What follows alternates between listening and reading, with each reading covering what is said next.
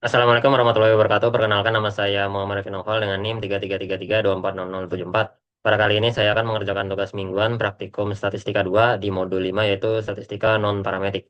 Nah, di sini untuk tugas mingguan di SIP 1 yaitu yang pertama, suatu penelitian dilakukan untuk membandingkan tingkat kepuasan pelanggan antara penggunaan layanan transportasi online A dan transportasi online B.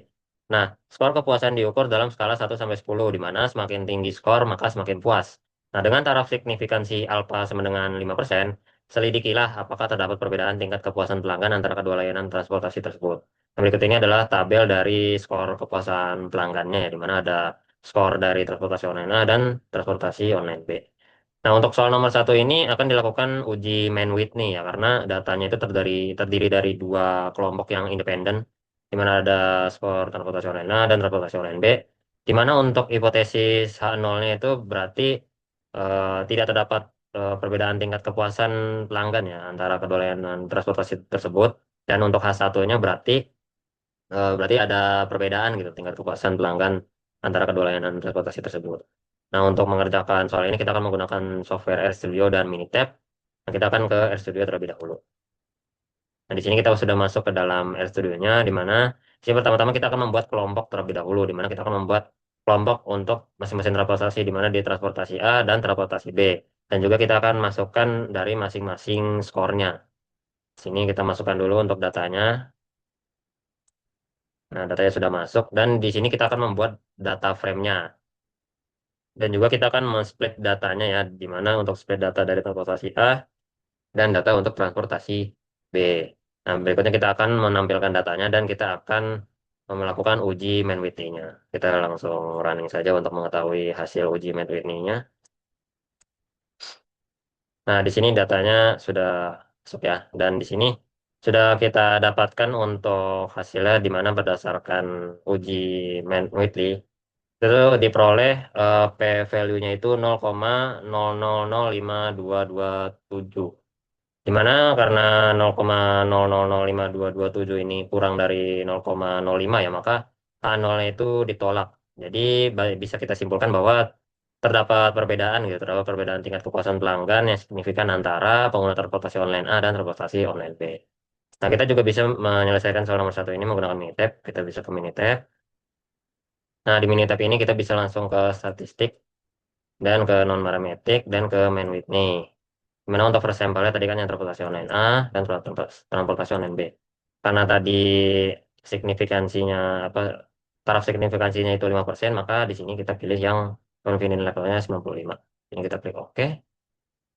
Nah, didapatkan untuk nilai p-value-nya di sini kita bisa gedein ya. Ya, sama ya seperti yang di RStudio yaitu 0,00052227. Nah, kita akan lanjut ke nomor 2. Nah, untuk soal nomor 2 sendiri yaitu suatu penelitian dilakukan untuk mengetahui apakah metode pembelajaran mempengaruhi tingkat pemahaman mahasiswa pada mata kuliah statistika. Nah, penelitian melibatkan 300 mahasiswa yang mengikuti pembelajaran tatap muka, hybrid, dan daring penuh.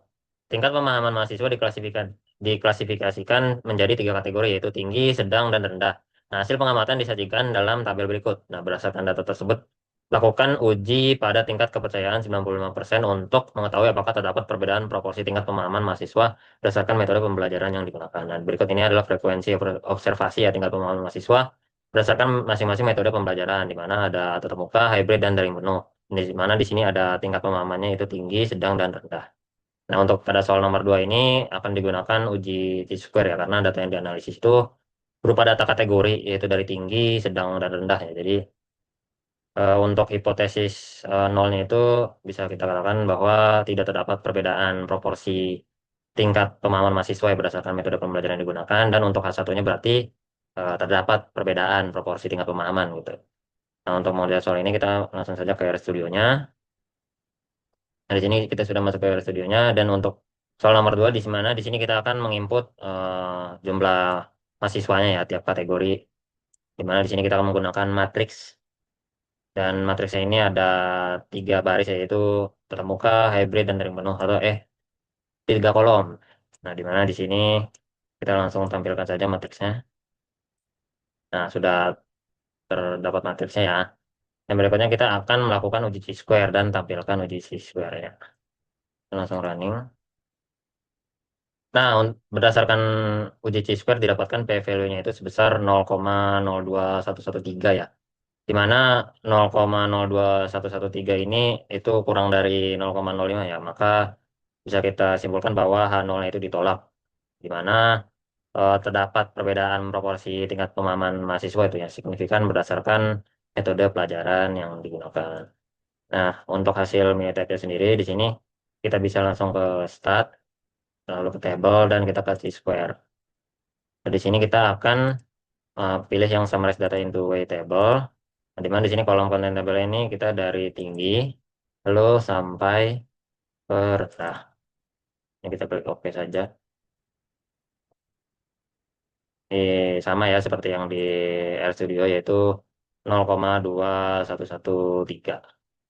Nah, kita bisa lanjut ke soal nomor 3. Nah, untuk soal nomor 3 yaitu sebanyak 28 pasien berpartisipasi dalam suatu penelitian mengenai efektivitas terapi untuk menurunkan tingkat stres. Nah, para pasien dibagi secara asap ke dalam 4 kelompok yaitu terapi musik, yoga, meditasi, dan konseling psikologis. Setelah terapi selesai, skor penurunan tingkat stres setiap pasien dicatat dengan taraf signifikansi 0,05. Nah, di sini kita akan menguji apakah keempat jenis terapi tersebut memiliki tingkat efektivitas yang sama. Nah, di mana di sini ada tabel skor penurunan tingkat stres pasiennya dari masing-masing metode. Nah, di mana untuk soal nomor 3 ini kita akan menggunakan uji Kruskal Wallis karena apa nomor 3 ini itu membandingkan 4 kelompok yang bersifat independen itu ya, di mana ada terapi musik, yoga, meditasi, dan konseling psikologis. Di mana untuk hipotesis H0 itu menyatakan bahwa tidak terdapat perbedaan efektivitas penurunan tingkat stres ya antara terapi musik, yoga, meditasi dan konseling psikologis, di mana sedangkan untuk H1-nya itu menyatakan bahwa terdapat minimal satu jenis terapi yang memiliki efektivitas penurunan tingkat stres yang berbeda gitu. Nah, di sini langsung ke RStudionya saja, di mana di sini kita awal-awal kita akan menginput data terapi musik, data yoga, data meditasi, dan data konseling psikologi. Nah, di sini kita akan mengujinya menggunakan Kruskal test. Sini kita langsung saja running. Nah, di mana berdasarkan hasil pengujian ya, diperoleh nilai p-value-nya itu sebesar 0,00008567. Nah, di mana 0,0008567 itu lebih kecil dari 0,05, maka H0-nya itu ditolak gitu. Jadi, dengan demikian kita bisa simpulkan bahwa terdapat perbedaan efektivitas penurunan tingkat stres pada minimal satu jenis terapi gitu yang diuji, sehingga keempat terapi tersebut nggak memiliki tingkat efektivitas yang sama. Nah, di mana kita lanjut ke Minitab-nya. Nah, di sini untuk tabelnya, untuk terapi spesifiknya kita anggap sebagai 1, 2, 3 misalnya. Untuk yang terapi musik kita anggap 1, dan yang lainnya itu 2, dan seterusnya. Nah, di sini untuk nilai penurunan tingkat stresnya. Nah, untuk menguji Kruskal Wallis ini kita ke stat, lalu ke non-parametrik, lalu ke Kruskal Wallis, di mana untuk responnya itu penurunan tingkat stres dan faktor itu dari terapi fiskisnya. Kita langsung klik OK. Didapatkan yang kita cek dulu desimalnya. Ya, didapatkan ya 0,000085677. Nah, kita bisa lanjut ke nomor 4. Nah, untuk soal nomor 4, dalam suatu penelitian mengenai pola kedatangan pelanggan di sebuah kafe, peneliti ingin mengetahui apakah urutan pelanggan yang datang secara individu dan berkelompok bersifat acak atau tidak. Data diambil secara berurutan dari 15 pelanggan pertama pada hari tertentu. Dengan tingkat kepercayaan 95% atau alfanya sama dengan 0,05, tentukan apakah urutan kedatangan pelanggan dapat dianggap acak atau tidak acak. Nah, berikut adalah data pola kedatangan pelanggannya ya, di mana di sini ada individu dan kelompok. Nah, di mana di sini kita akan menguji apakah kedatangan pelanggan ini bisa dianggap acak atau tidak acak. Nah, pada soal nomor 4 ini akan dilakukan uji rantes ya, di mana untuk H0-nya itu menyatakan bahwa urutan kedatangannya itu akan bersifat acak, dan H1-nya itu menyatakan urutan kedatangannya itu tidak acak. Nah, untuk menguji data ini kita bisa ke RStudio. Nah, pertama-tama di sini kita akan menginstal package dan menginstal package Rantes dan menginstal package T-Series. Ini kita langsung menginstal aja. Nah, setelah sudah terinstall, sini kita akan eh, mengolah datanya dengan Rantes ya. Dimana di sini untuk 1 dan 0 ini adalah kita anggap individu individu itu sebagai 1 dan 0 itu sebagai kelompok ya. Sini kita langsung running saja untuk mendapatkan hasilnya, dan untuk nilai p-value-nya itu sebesar 0,1725 ya. Dimana karena 0,1725 itu lebih besar dari 0,05, maka H0-nya itu diterima gitu. Jadi dapat disimpulin bahwa urutan kedatangan pelanggan itu bersifat acak gitu. Jadi tidak ada pola tertentu dalam urutan kedatangan pelanggan tersebut gitu. Kita juga bisa mengujinya di Minitab. Kita bisa langsung ke Minitab. Di mana di sini tabelnya sudah ada ya. Di mana di sini ada sampel 1 sampai sampel 15, dan ini udah ada dari jenis kedatangan satu yaitu individu, dan yang nol ini adalah kelompok. Nah, di sini kita bisa ke statistik dan non parametrik. Lalu kita bisa ke rantes. Nah, untuk variabelnya kita pilih yang jenis kedatangan. Kita klik OK. Ya, p-value-nya sama ya seperti yang di RStudio, yaitu 0,1725, di mana itu lebih dari 0,05. Kita bisa lanjut ke soal selanjutnya.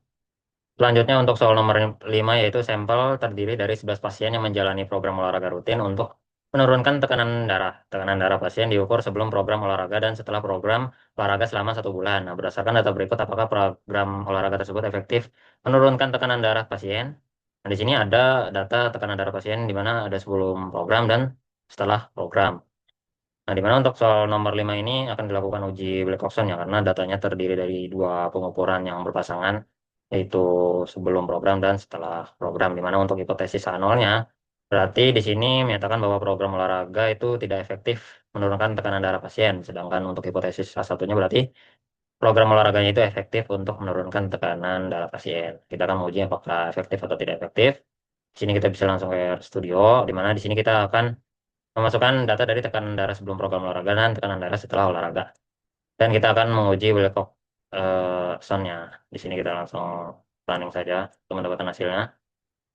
Dan didapatkan berdasarkan hasil pengujian itu, didapatkan hasil p-value-nya itu sebesar 0,004346 ya, di mana 0,004346 itu lebih kecil dari 0,05 ya.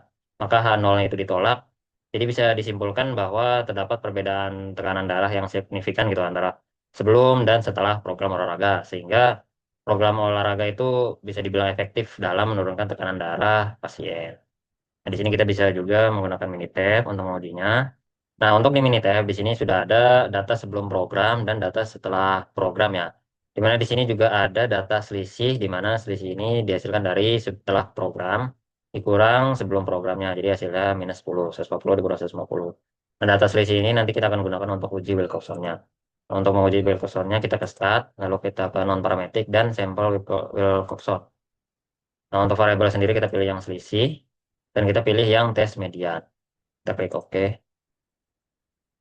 Nah, hasilnya tadi sama ya, yaitu 0,05. Tadi kan 0,004 sekian ya. Di sini juga 0,005 atau 0,004 sekian. Nah, kita akan lanjut ke soal berikutnya. Nah, untuk soal nomor 6, sebuah sekolah ingin mengevaluasi perubahan tingkat konsentrasi siswa setelah diterapkannya program belajar baru. Nah, tingkat konsentrasi diukur menggunakan skala 1 sampai 10, di mana semakin tinggi skor, semakin baik konsentrasi. Nah, pengukuran dilakukan pada 8 siswa yang sama, yaitu sebelum program diterapkan, setelah 1 bulan, dan setelah 2 bulan, dengan taraf signifikansi alfa sama dengan 0,05. Nah, di sini kita akan menentukan apakah terdapat perbedaan tingkat konsentrasi yang signifikan di antara ketiga waktu pengukuran tersebut.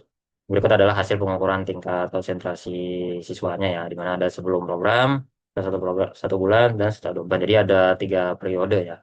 Nah, di sini kita akan menguji Friedman, di mana untuk H0-nya itu menyatakan bahwa tidak terdapat perbedaan tingkat konsentrasi yang signifikan di antara ketiga waktu pengukuran. Dan untuk A1-nya berarti terdapat perbedaan tingkat konsentrasi yang signifikan di antara ketiga waktu pengukuran. Nah, untuk mengerjakannya kita bisa langsung ke studio, di mana yang pertama-tama kita akan masukkan data terlebih dahulu, yaitu tingkat konsentrasi sebelum program, tingkat konsentrasi setelah 1 bulan, tingkat konsentrasi setelah 2 bulan. Di mana di sini hasilnya akan dimasukkan ke dalam data frame. Di sini kita bisa buat data frame terlebih dahulu. Data frame-nya sudah dibuat ya, sama seperti yang di soal, dan kita bisa uji Friedman-nya. Dimana untuk p-value-nya didapatkan ya, untuk p-value-nya ini hasilnya itu 0,0003355, di mana 0,0003355 ini kurang dari 0,05 ya, maka H0 itu ditolak. Jadi kita bisa simpulkan bahwa terdapat perbedaan tingkat konsentrasi siswa yang signifikan antara sebelum program, setelah 1 bulan, dan setelah 2 bulan. Di mana program pelajaran yang diterapkan itu memberikan pengaruh terhadap tingkat konsentrasi siswanya. Jadi kita bisa lanjut ke Minitab-nya, di mana di sini sudah ada data-datanya dari tingkat konsentrasi dan dari periodenya, di mana di sini periode 1, periode 2, periode 3 yang mengatakan untuk sebelum 1 bulan dan 2 bulan. Dan di sini untuk dari sampel 1 sampai 8 siswanya ya. Di sini kita bisa langsung ke statistik, lalu ke non-parametrik dan uji Friedman. Di mana untuk responnya ini adalah tingkat konsentrasi, lalu untuk treatmentnya ini adalah periodenya, dan blocksnya itu adalah dari sampelnya. Bisa klik langsung OK, dan didapatkan ya untuk p-value-nya sama ya seperti yang di RStudio. Ini kita bisa desimalnya itu 0,0003354 sekian atau 3355 sekian. Kita lanjut ke nomor berikutnya. Nah, untuk soal nomor 7, sebuah rumah sakit ingin mengetahui apakah jenis layanan kesehatan mempengaruhi tingkat kepuasan pasien. Nah, penelitian dilakukan terhadap 15 pasien yang diminta memberikan penilaian kepuasan pada skala 1 sampai 50 dengan taraf signifikansi alfa sama dengan 0,05. Lakukan pengujian untuk mengetahui apakah terdapat perbedaan yang signifikan pada tingkat kepuasan pasien berdasarkan jenis layanan kesehatan yang diterima. Nah, berikut ini adalah hasil survei dari kepuasan masing-masing pasiennya, di mana ada jenis layanan rawat jalan, rawat inap, dan IGD.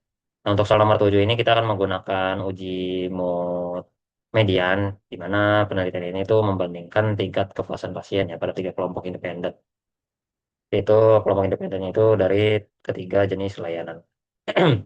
Di mana untuk hipotesis Arnold itu menyatakan bahwa tidak terdapat perbedaan median tingkat kepuasan pasien berdasarkan jenis layanan kesehatan yang diterima ya. Sedangkan hipotesis salah satunya menyatakan bahwa terdapat perbedaan median tingkat kepuasan pasien berdasarkan jenis layanan kesehatan yang diterima. Nah, di sini kita bisa langsung ke RStudio-nya. Nah, pertama-tama di sini kita akan menginput datanya terlebih dahulu, yaitu dari rawat jalan, rawat inap, dan IGD. Nah, di sini kita masukkan skor-skornya juga, dan kita buatkan data frame-nya juga. Kita langsung run. Sudah terbuat ya untuk rawat jalan, rawat inap, dan IGD. Yang berikutnya kita akan membuat box plot ya untuk mengetahui apakah ada outliner atau tidak. Sini kita bisa langsung membuat box plotnya, di mana untuk judulnya itu blogspot kepuasan berdasarkan jenis layanan, dan XLab itu jenis layanan, dan sumbu-nya itu skor kepuasan. Di sini kita bisa langsung running saja untuk melihat. Nah, di sini kita bisa buka ya. Nah, di mana di sini terlihat tidak ada outliner ya pada ketiga kelompok data, dan selain itu juga median kepuasan pasien rawat jalan itu, yang rawat jalan ini tuh yang paling tinggi gitu. Diikuti rawat inap, dan yang terendah adalah IGD-nya. Di mana ini tuh menunjukkan adanya perbedaan tingkat kepuasan pasien berarti ya antara jenis layanan kesehatan. Nah, di sini bisa kita langsung menguji mood medianya. Pertama-tama kita akan menginstal dan mengaktifkan package-nya terlebih dahulu, yaitu RVA IDE Memoire. Kita bisa running. Ketika sudah diinstal, kita bisa langsung uji mood medianya. Nah, didapatkan untuk nilai p-value-nya itu sebesar 0,006162 ya. Di mana 0,006162 itu lebih kecil dari 0,05. Maka kesimpulan yang kita dapatkan itu H0-nya itu ditolak ya. Jadi terdapat perbedaan median tingkat kepuasan pasien yang signifikan gitu berdasarkan jenis layanan kesehatan yang diterima, yaitu antara rawat jalan, rawat inap, dan IGD-nya. Nah, di sini kita bisa langsung ke Minitab. Untuk di Minitab di sini ada skor kepuasan dan jenis layanannya ya, di mana di sini untuk jenis layanannya masing-masing kita anggap sebagai 1 untuk rawat jalan, lalu 2 itu untuk rawat inap, dan 3 itu untuk IGD. Di sini kita bisa langsung ke statistik non parametrik dan ke mood median test, di mana di sini untuk responnya itu yang berarti skor kepuasannya dan faktor itu dari jenis layanannya. Bisa klik OK. Dan di mana p-value-nya itu 0,006 ya, sama seperti yang di RStudio, yaitu kurang dari 0,05. Jadi itu saja yang bisa saya sampaikan. Lebih kurang yang mohon maaf. Wassalamualaikum warahmatullahi wabarakatuh.